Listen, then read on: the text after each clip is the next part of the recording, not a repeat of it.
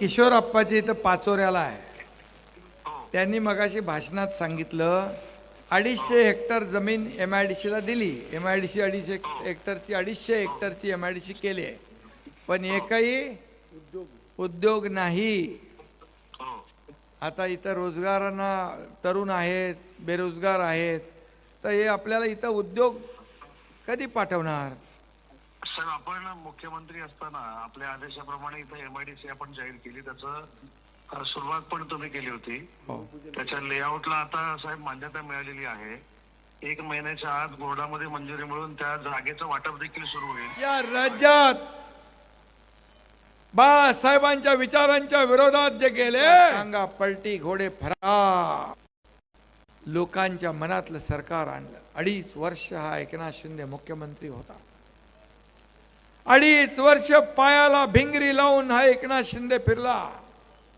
मला वाटतं त्या काळात मी 2.5 तास झोपलो असेल की नाही माहित नाही.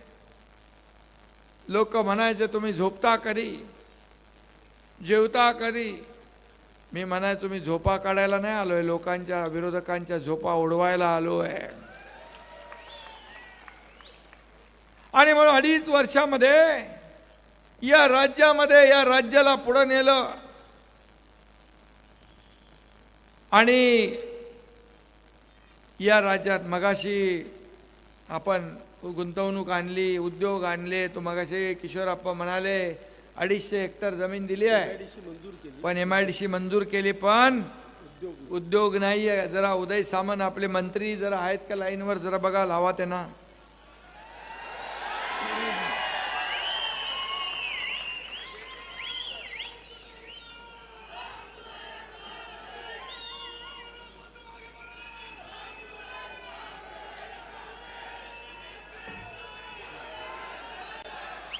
अरे बघा लागला.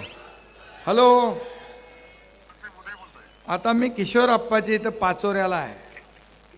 त्यांनी मगाशी भाषणात सांगितलं 250 हेक्टर जमीन MIDC ला दिली. MIDC 250 हेक्टरची MIDC केली आहे, पण एकही उद्योग नाही. आता इथं रोजगारांना तरुण आहेत, बेरोजगार आहेत, तर हे आपल्याला इथं उद्योग कधी पाठवणार?